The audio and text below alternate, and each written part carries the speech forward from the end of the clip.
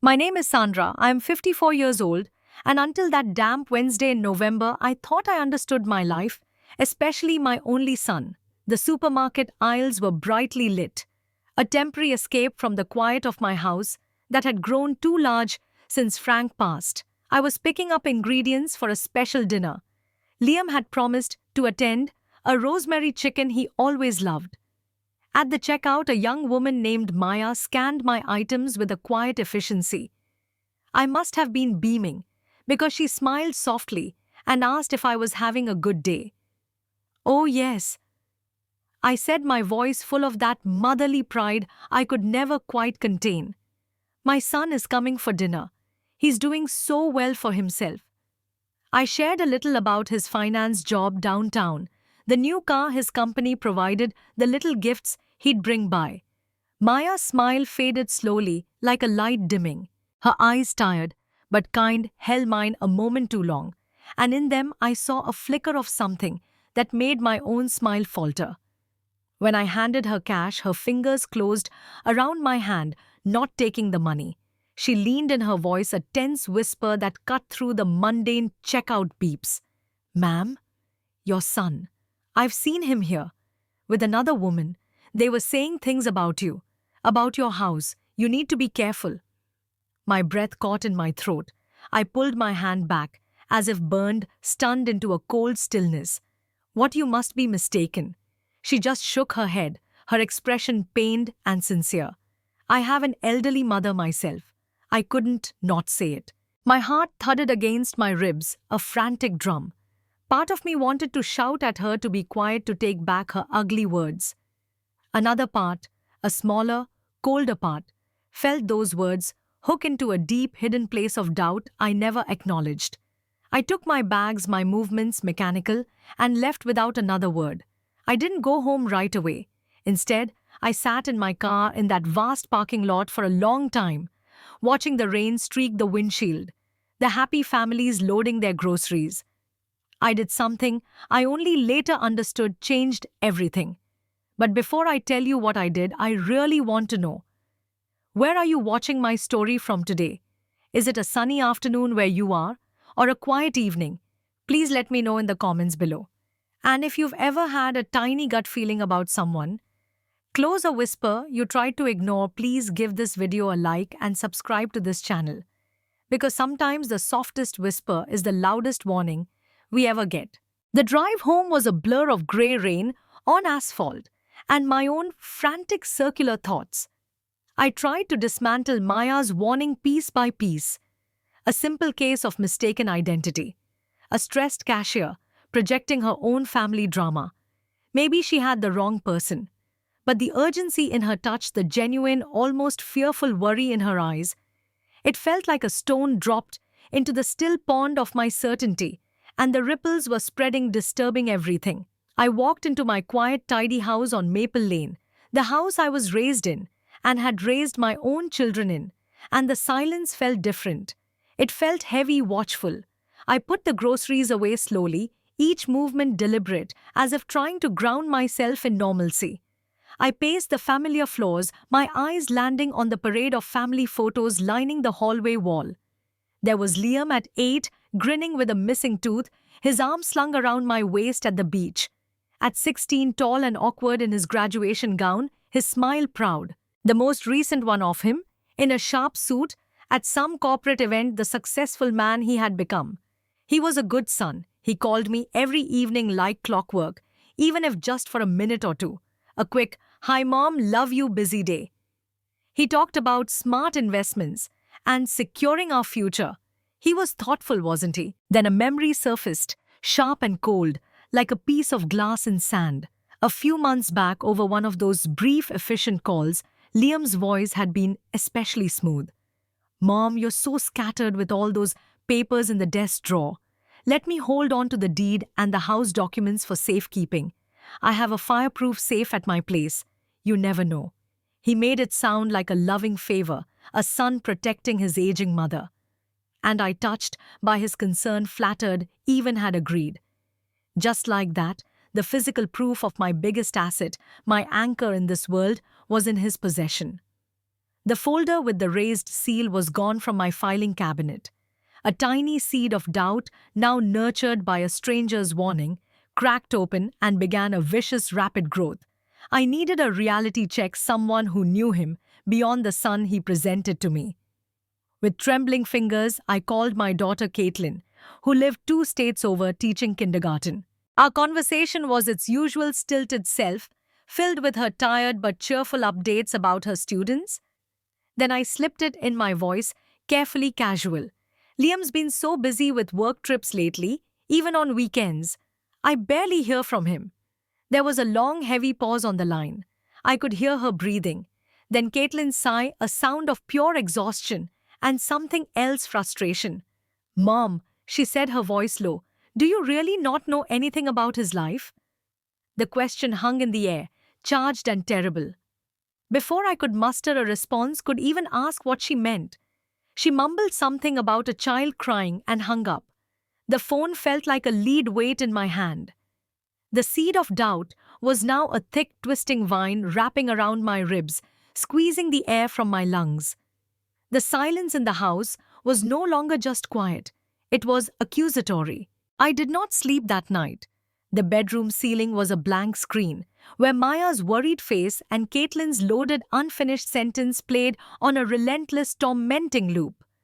The digital clock burned red numbers into the dark 2:17, 3:42, 4:06. By the time the first weak grey light of morning seeped around the curtains, a resolve had formed within me. It was brittle, made of shattered trust and fear, but it was firm. I would go back to that supermarket, but not to accuse or cause a scene. I needed to see Maya again, to read her face in the clear light of day, without the initial shock clouding my judgment. I chose an old tan raincoat from the back of the closet and a wide-brimmed hat I'd bought for a long-ago garden party, feeling foolish and desperate in equal measure. The store was less busy. I saw her at register 7, her posture weary as she scanned a mountain of groceries for a young family with twin toddlers. Her eyes lifted, scanning the front of the store, and for a fleeting second, they held a look of such deep dread that it stole my breath. It was that look, more than anything she could have said, that crystallized my terrible plan. I wouldn't confront her. If my own son had become a stranger, then I needed to meet that stranger on his own ground, to see him without the filter of a mother's hope. Liam was supposed to come for dinner on Friday. On Thursday evening, I called him, making my voice thin and weak, layering on a convincing cough. Liam, honey, I think I'm coming down with something awful. Let's postpone our dinner. I don't want you to catch this. His voice was instantly painted with concern. Oh no, Mom, are you sure? Do you need me to bring you soup, some medicine? But beneath the practiced concern, my newly attuned ear heard it, a faint, unmistakable note of relief. It was in the slight quickening of his words, the way he didn't insist. No, you stay healthy. We'll reschedule for next week. I said, my heart aching at the lie. Okay, if you're sure. Hope you feel better soon. He replied, and the call ended almost too promptly. The stage was set. Saturday afternoon, I drove to the sprawling shopping plaza, a place I usually avoided for its impersonal bustle. I parked far from the supermarket entrance near a discount shoe store with a large, slightly tinted window that offered a clear diagonal view of the automatic doors and a generous section of the parking lot. My heart hammered a frantic rhythm against my ribs. I felt like a criminal, a spy in my own life, a pathetic old woman clinging to paranoia. I kept trying to bargain with myself. I would sit here for 1 hour, see nothing but ordinary shoppers, and then I would go home filled with guilt and shame, and I would bake Liam his favorite pie as an apology to the universe for my distrust. But I stayed. I watched the carts roll in and out. I saw Maya start her shift at 3, her eyes darting nervously to the entrance every few minutes as she arranged her pens and bags. The clock on my dashboard ticked past 1 hour, then 2. My back ached from the stiff seat. Doubt began to mock me, a cruel voice telling me I was destroying my relationship with my son over a stranger's gossip. Then at 20 minutes past 4, as the afternoon light was turning thick and golden, A sleek silver car I knew too well, the one he said. The company leased pulled with a confident purr into a prime spot right near the door. My breath stopped entirely frozen in my chest. Liam got out from the driver's side, smoothing his charcoal grey jacket with a familiar gesture. Then the passenger door opened, and a woman in a stylish beige trench coat and high heels emerged. She was young, polished, her laugh a bright, sharp sound as she said something to Liam. He put his arm around her shoulders, pulling her close in a proprietary way as they walked toward the entrance, their heads bent together. It was an intimate, casual gesture I had never seen him make with anyone, not even a girlfriend he'd briefly brought home years ago. The world narrowed, the sounds of the parking lot fading into a dull roar. They didn't veer toward the grocery aisles. They walked with purpose straight past the rows of carts, their target clear, the customer service desk at the far right corner of the store, a place for lottery tickets and bill payments, not for shopping. I was too far to hear a word, but I could see the pantomime of business. Liam was talking animatedly using his hands. Then he pulled a folded sheaf of papers from his inner jacket pocket. The woman, her name tag catching the light to read Chloe from my distant vantage point, nodded along, intently pointing at something on the top page.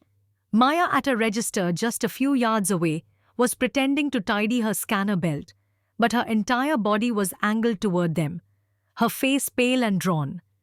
Then deliberately, she turned her head and looked directly toward my shadowy window.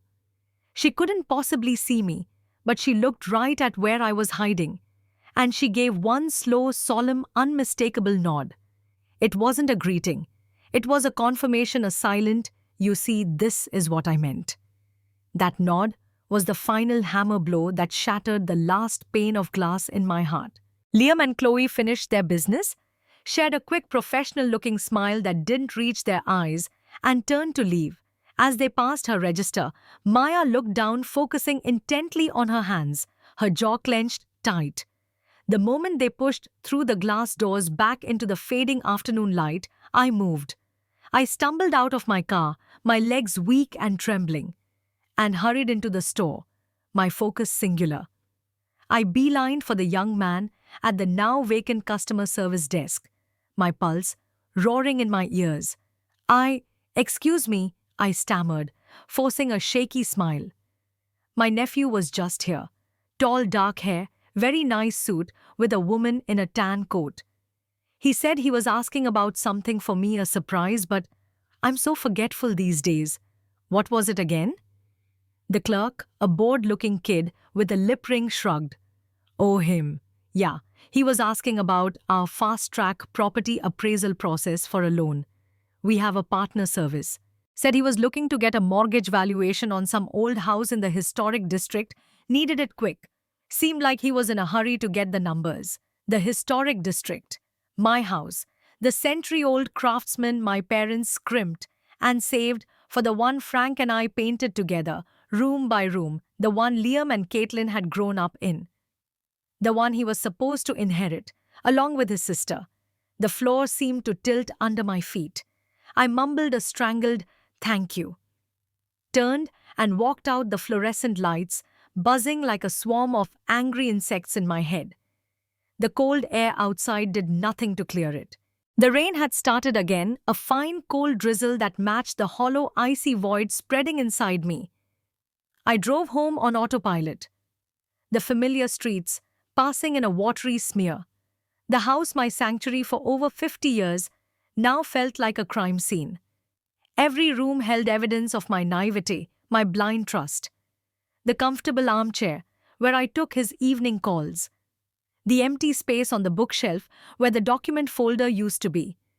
I waited until I was inside the door, locked firmly behind me, the familiar scent of lemon polish and old wood filling my nose, before I let myself feel the full force of it. Then I picked up the phone.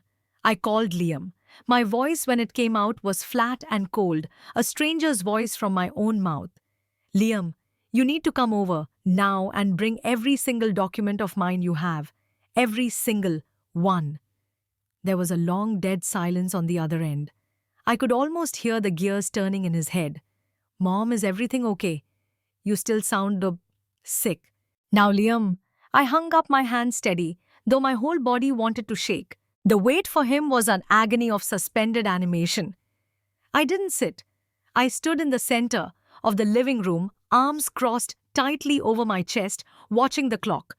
When his key turned in the lock, he still had a key. A fact that now seemed like a monumental failure. I didn't move. He walked in his face, a masterpiece of charming boyish concern. Mom, what's going on? You're really scaring me. Are you feeling worse? He moved to hug me, but I took a step back. The hurt that flashed in his eyes as I realized just another performance. I didn't offer him a seat. The supermarket on Ridge, the customer service desk, a mortgage appraisal on this house. Who is Chloe? The color drained from his face, leaving a waxy pallor. The mask slipped, revealing first shock, then a rapid cold calculation. His posture changed, the concerned slouch straightening into something defensive. Were you following me? He spat, the warmth evaporating from his voice, replaced by a metallic anger. That cashier, that crazy woman, she poisoned you against me. She's unstable. Chloe is a colleague from the bank. We were just looking into some financial options for you. Options to mortgage my home without my knowledge or consent. I cut in, my own voice trembling now, not with weakness, but with a rage so pure it was almost quiet. He had the audacity to look offended. It's our house, Mom. It's part of my inheritance. I'm just trying to leverage an asset to build wealth for both of us. You don't understand how modern finance works. You're stuck in the past. The arrogance in his voice, the condescension was breathtaking. It unlocked a door to a side of him I had refused to see. The argument exploded, then ugly and raw. He blamed my sentimentality, called me financially illiterate, accused me of never believing in his ambitions. In his defensive anger, more damning truths tumbled out like rotten fruit, maxed out credit cards from online sports betting, personal loans for his luxury apartment and car lease, the urgent threatening pressure from creditors.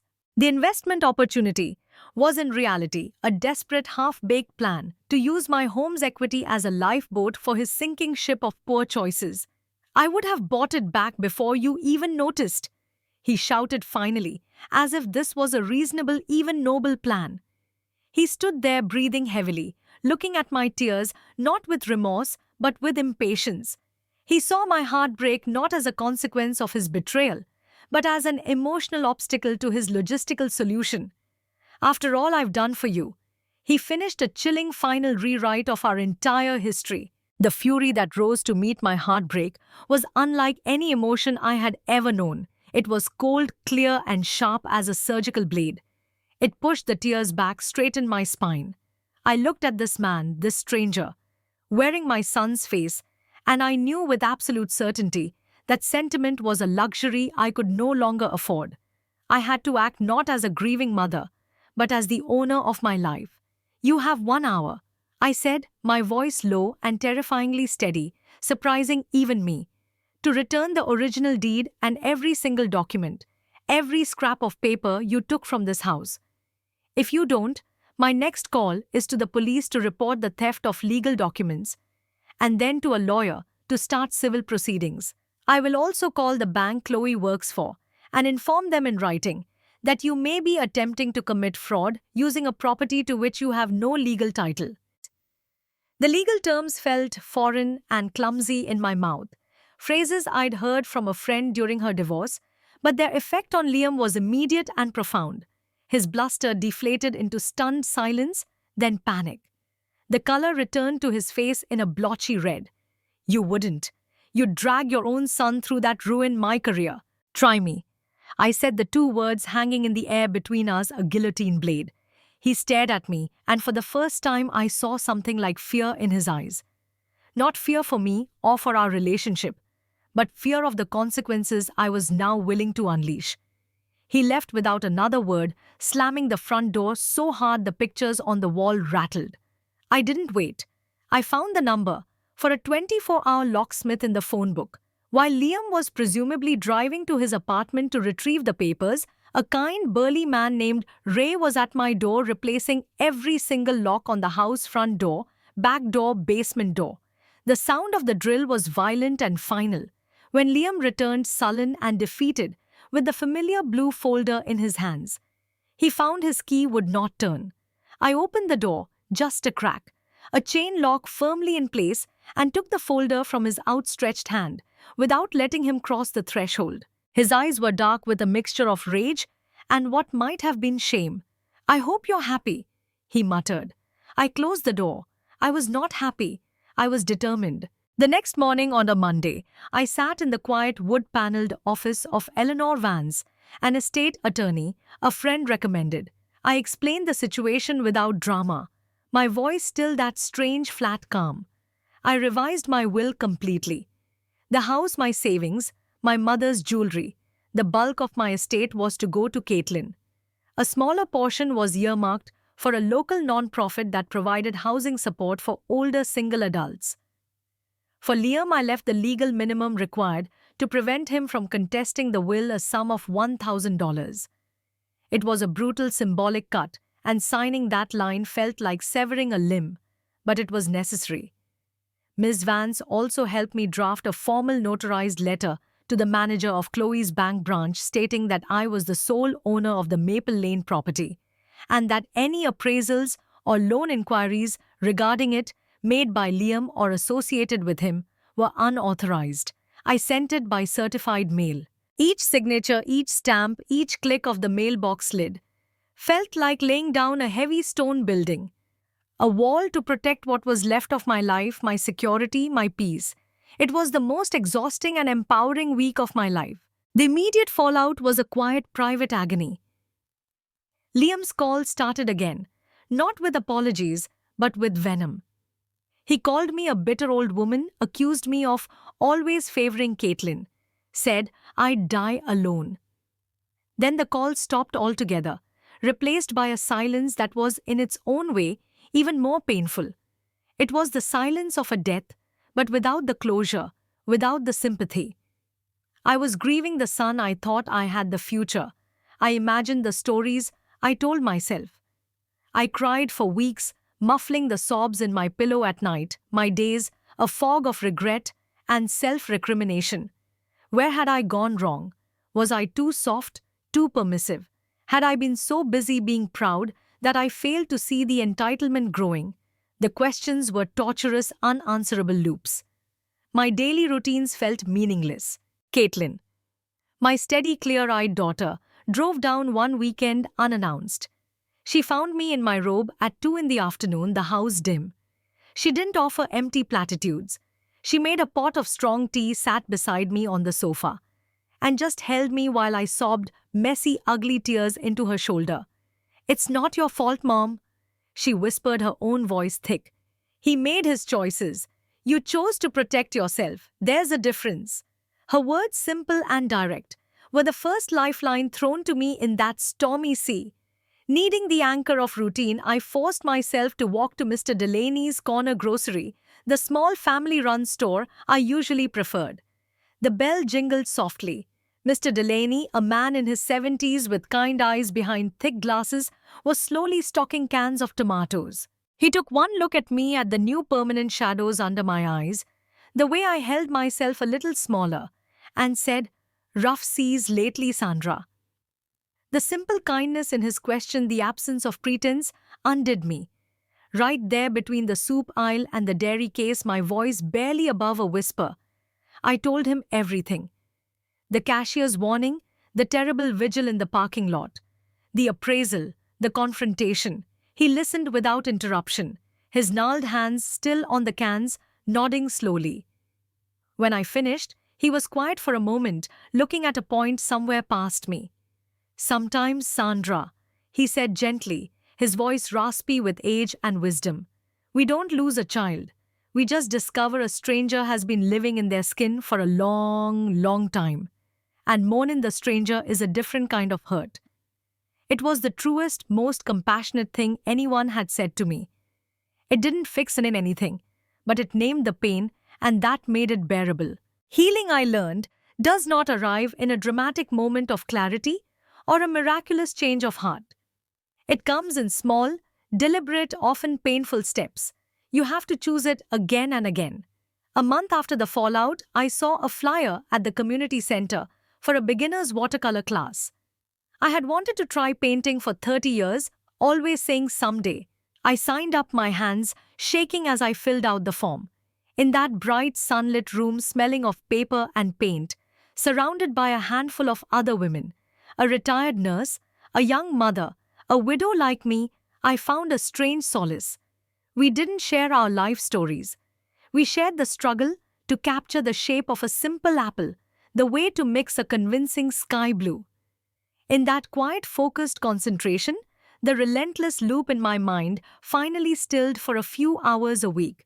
I was just a woman trying to make a wash of color behave on paper. It was a profound relief.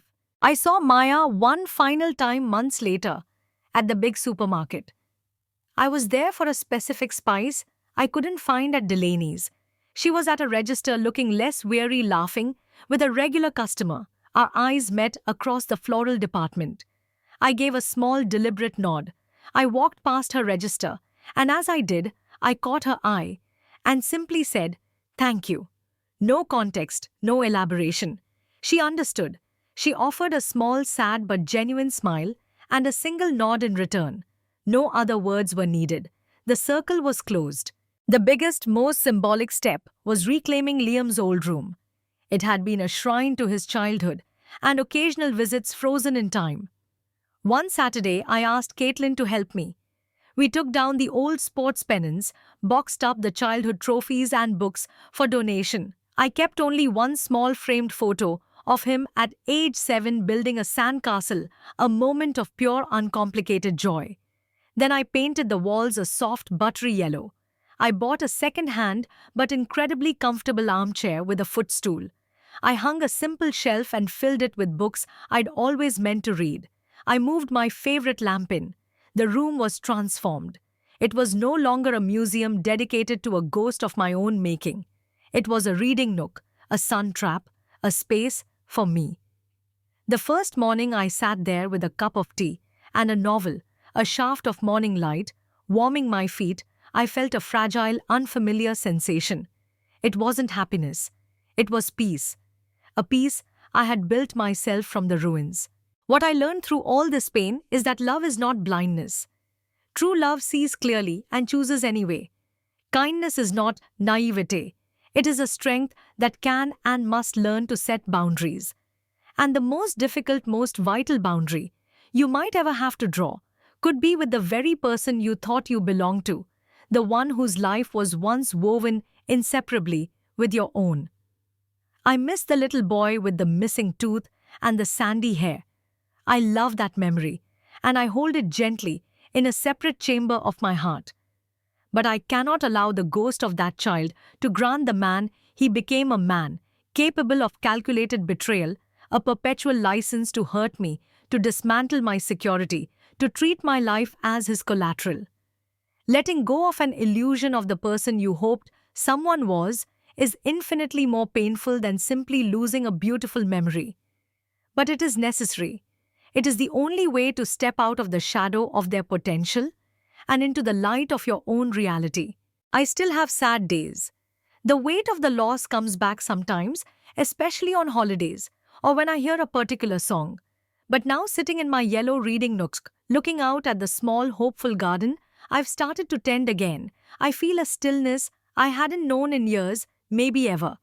It's a quiet place. It's mine. So I want to ask you, from this place of hard-won peace, have you ever had to draw a painful but necessary line with someone you loved deeply?